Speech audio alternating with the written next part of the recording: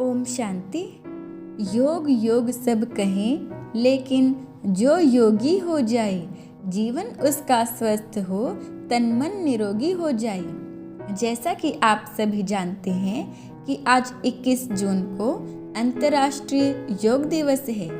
मैं समझती हूँ आपने योग के बारे में सुना होगा और आप इसे शारीरिक स्वास्थ्य के लिए यूज़ करते हैं, परंतु आज हम जानेंगे कि राजयोग क्या है और राजयोग सिखलाने वाला कौन है। तो आज थोड़ा सा प्रकाश हम राजयोग के ऊपर डालेंगे। जैसा कि आपने सुना है कि भारत का प्राचीन योग मशहूर है, परंतु मानव उसे केवल शारीरिक रूप तक ही सीमित रखता है। शारीरिक योग करने से बहुत सी बीमारियां ठीक हो जाती हैं। शारीरिक रूप से मानव स्वस्थ रहता है, परंतु क्यों न मानव शारीरिक स्वास्थ्य के साथ साथ मानसिक स्वास्थ्य की ओर भी ध्यान दे।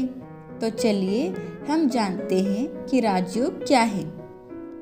योग से हम समझते हैं कि योग का अर्थ होता है जोड़ना, अर्थात कनेक्शन। जिस प्रकार से हमारा कनेक्शन भौतिक चीज़ों या वस्तुओं के साथ होता है और जब व्यक्ति के जीवन के अंदर भौतिक सुख सुविधाएं देने वाला साधन आने लगते हैं, तो लोग कहते हैं कि इनके जीवन में भौतिक योग है। इसी प्रकार जब हमारा संबंध समय के साथ होता है और हमारा कार्य समय के साथ ही सही रीति से पूर्ण होने लगे, तो यही कहते हैं कि समय का संयोग था कि यह कार्य समय से हो गया। ऐसे ही जब हमारा संबंध व्यक्तियों से होता है और सही समय पर हमें व्यक्ति मदद प्राप्त हो जाती है, तो कहते हैं कि ये व्यक्ति का सहयोग था।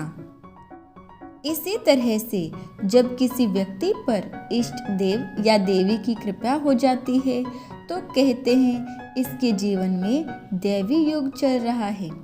लेकिन राजयोग सर्वश्रेष्ठ योग है, आत्मा के पिता परमात्मा के साथ। लेकिन ये योग तभी संभव हो सकता है जब आत्मा का भी संपूर्ण ज्ञान हो और परमात्मा का भी संपूर्ण ज्ञान हो, तभी ये संबंध या राजयोग हो सकता है। जैसे यदि हमें किसी व्यक्ति से मिलना हो, परंतु हम उन्हें जानते नहीं हैं, केवल नाम पता है उस व्यक्ति का और उससे हमें प्राप्ति क्या होनी है यह मालूम है, परंतु यह नहीं जानते कि वह कहाँ रहता है, क्या करता है, उससे मिलने की विधि क्या है, कुछ नहीं जानते, तो हम शायद सारे संसार में भटकते रहेंगे, परंतु हम चाह कर भी उस व्यक्ति से मिल नहीं पाएंगे।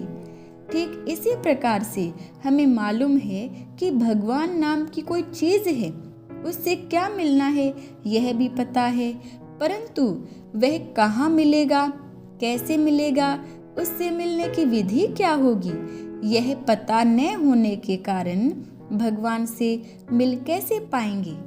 इसलिए आवश्यकता है योग की। योग माना उस परम स्रोत के साथ संबंध जोड़ना, यह राजयोग है।